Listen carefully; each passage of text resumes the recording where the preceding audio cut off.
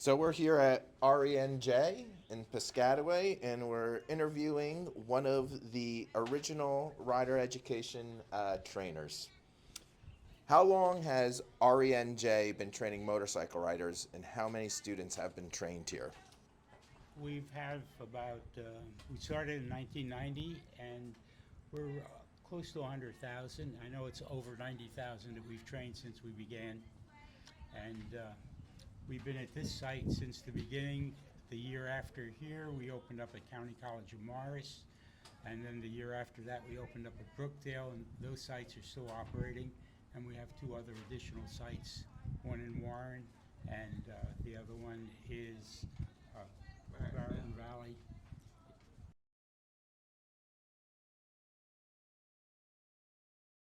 Hey, I've been riding since I was in high school.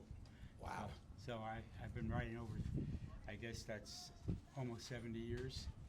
And I guess when I became involved in motorcycle rights in the early 80s, because there was a big decline in motorcycling, and there was a lot of problems with motorcycling, with registration and inspection. So we got involved in motorcycle rights to try to form a lobbying group. And one of the things we realized is there was no rider education program. So when we belonged to ABATE, which is the American Bikers Aim to Educate, we worked on opening or developing a rider education bill, which we successfully lobbied through the legislature in 1990, which basically created this program in New Jersey.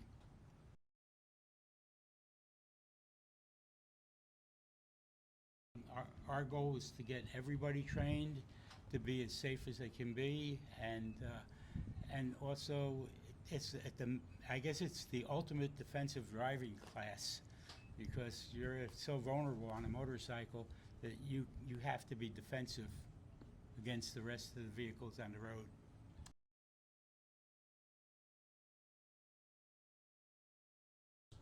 Now, our course is in two parts. Right now, we have one part of it is done online. It took out the classroom. I guess after COVID, classroom became difficult with personal contact, so it went to an e-course. So the e-course is required to give them some basic information about how they operate and street strategies. And then the riding portion is what you see here. It's done over 2 days.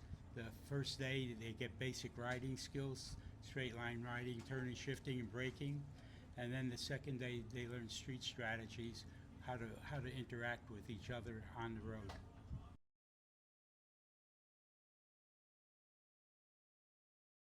Well, we tell people that after you've taken the beginner class, it's just that, it's a beginner class, and it's the beginning of the riding experience.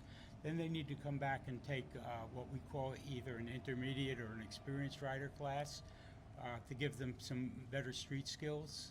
And as they progress, maybe in a year or so, they can come back and take an advanced riding class where they'll learn higher speed control and some of the others. But learning to ride a motorcycle is a lifetime ambition. You need to always say to yourself, what can I do today to get better?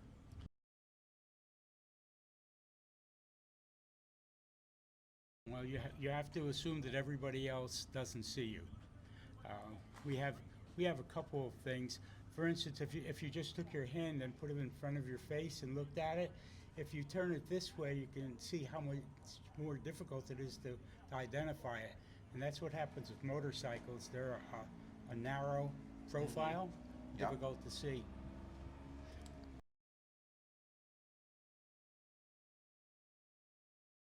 When you get on your bike, make sure that the tire pressures are right, make sure that everything is functioning, that your lights are out working. You know, you only have on some of these one tail light. If your bulb burns out, nobody can see it from behind. So you need to make sure that your motorcycle is safe. You need to know what the weather's going to be like that day and how you're going to change your riding habits. And then last but not least, you need your personal riding gear for that what-if day. If something happens, that you're prepared for it.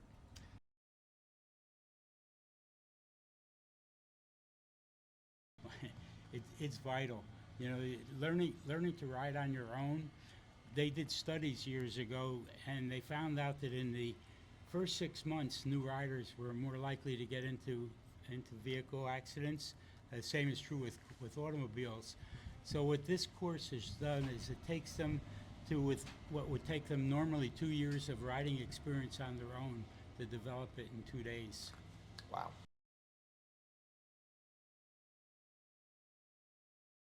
You should always wear full gear. You want to wear a jacket or something that's sturdy.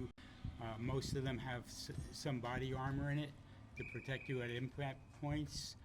You want to wear long, sturdy pants, over the ankle footwear. You want to make sure that that you're well prepared, good eye protection.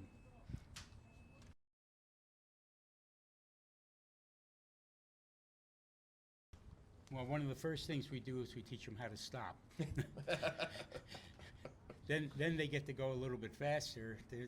In the beginning, it wasn't that way. The course has developed and the curriculum has changed over the years.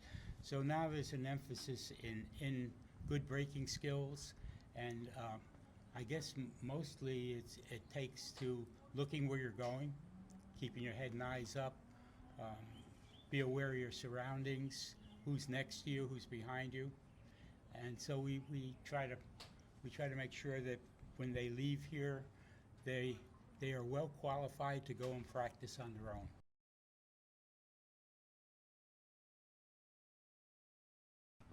I guess most of the errors they make is they have a tendency to look down.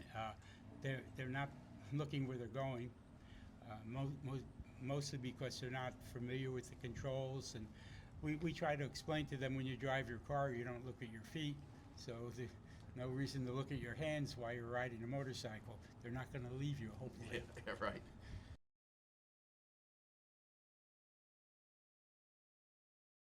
Well, they really need to enroll in a class and make sure that they're familiar with it. There's a lot of the dealers will recommend the program. There are some incentives. Some of the manufacturers offer monies back towards the course, but it's important that they prepare themselves mentally for it and are they're comfortable with wanting to learn.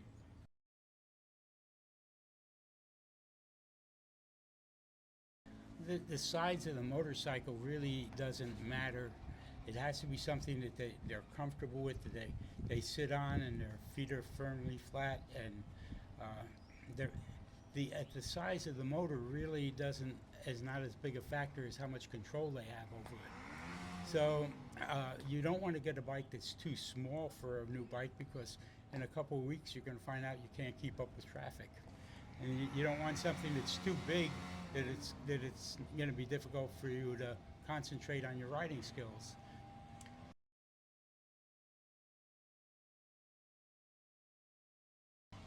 Well, the experienced riders, they've already they know the basic skills. So what they need to do is they need to perfect their skills as far as braking, maximum braking, swerving, which is something that you don't normally do unless you're not paying attention and it becomes necessary. So those are things that we practice and develop those skills so that should you need them, you have them.